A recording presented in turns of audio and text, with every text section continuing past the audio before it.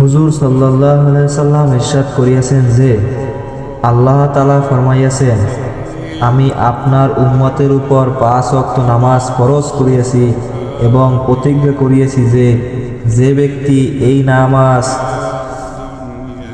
সময় মতো গুরুত্ব সহকারে আদায় করিবে আমি তাহাকে নিজ দায়িত্বে জান্নাতে প্রবেশ করাইব। আর যে ব্যক্তি গুরুত্ব সহকারে এই নামাজ সমূহ আদায় করিবে না তাহার ব্যাপারে আমার কোনো দায়িত্ব নাই। দুরদে মানসুর, আবু দাউদ, ইবনে মাজাহ। ফায়দা: অন্য এক হাদিসে বিষয়টি আরও পরিষ্কারভাবে বর্ণিত হইয়াছে যে আল্লাহ তাআলা 5 ওয়াক্ত নামাজ ফরজ করিয়াছেন।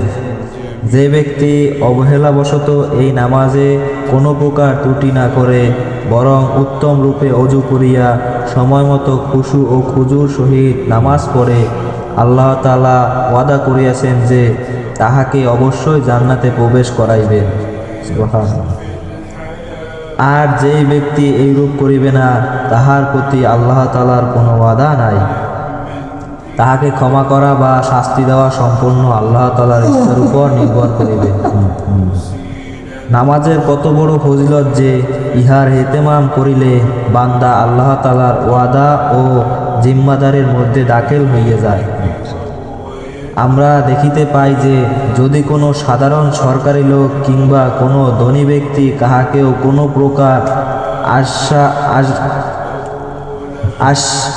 আশ্বাস দেয় অথবা কোনো দায়ী পূরণের জিম্মাদারি নেয় কিংবা কোনো বিষয়ে জামিন হয়, তবে সেই ব্যক্তি কত নিশ্চিন্ত ও আনন্দিত হয় এবং সেই প্রভাবশালী ব্যক্তি কি পরিমাণ কৃতজ্ঞ ও ভক্ত হইয়া যায়। অথচ এখানে মামুলি একটি ইবাদত যাহাতে তেমন কোনো কষ্ট নাই, উপরোক্ত সকল বাদশাহের বাদশাহ ওয়াদা করিতেছেন, এতদা সত্ত্বেও ইহার প্রতি আমরা উদাসীন ও গাফেল। ইহাতে কাহার কি ক্ষতি? নিজেরাই দুর্ভাগ্য এবং নিজেরাই ক্ষতি। আলহামদুলিল্লাহ, যে হাদিসটি পড়লাম আমাদের সবাইকে আমল করার তৌফিক দান করুক।